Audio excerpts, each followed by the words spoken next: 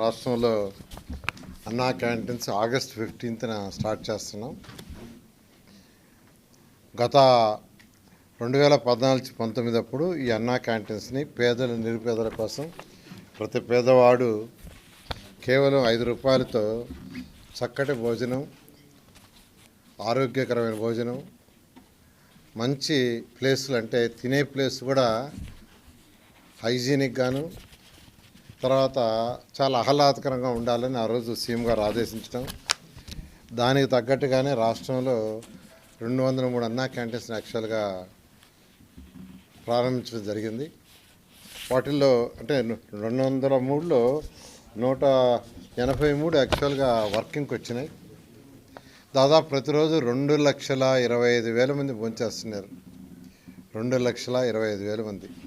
అటువంటి అన్నా క్యాంటీన్స్ని గత ప్రభుత్వం పూర్తిగా మూసేసింది. వాళ్ళు చేయదలుచుకుంటే రూపాయికి ఇచ్చుండొచ్చు, అంటే మేము 5 రూపాయలకి ఇస్తే రూపాయి కూడా ఇచ్చుండొచ్చు. కానీ ఒక కక్ష సాధింపుతో ఆ ప్రభుత్వం చేసింది. అయితే మళ్ళీ అన్నా క్యాంటీన్స్ని ఓపెన్ చేస్తామని సీఎం గారు చెప్పడం, దాని మీద యాక్చువల్గా క్యాబినెట్లో కూడా మొన్న డిసైడ్ చేశారు. ఈ అన్నా క్యాంటీన్స్ సంబంధించి ఈ మున్సిపల్ శాఖ ఆల్రెడీ టెండర్లు, అంటే ఈ అన్నా క్యాంటీన్స్లో కొన్ని అన్నా క్యాంటీన్స్లో సెక్రటరియట్లు పెట్టారు, కొన్ని అన్నా క్యాంటీన్స్ని గోడౌన్లుగా పెట్టుకున్నారు, కొన్ని అన్నా క్యాంటీన్స్ని బ్లీచింగ్ పౌడర్ వేసుకోవటానికి పెట్టుకున్నారు. ఇట్లా రకరకాలుగా అన్నా క్యాంటీన్స్ మొత్తాన్ని నిర్వీర్యం చేశారు. దాంట్లో ఉన్న ఆ డైనింగ్ టేబుల్స్ అన్ని తీసేశారు. కొన్ని దగ్గర ఆ డైనింగ్ టేబుల్స్ తీసి మిద్ది పైన వేస్తున్నారు. నేను ఈ మధ్య కొన్ని దగ్గర విజిట్ చేస్తే వాటికంతా కొన్ని మరామతులు చేయాల్సింది. దానికి టెండర్లు ఇచ్చాము. కొన్నిట్లో వర్క్ స్టార్ట్ అయింది, కొన్నిట్లో వర్క్ జరగబోతూ ఉంది.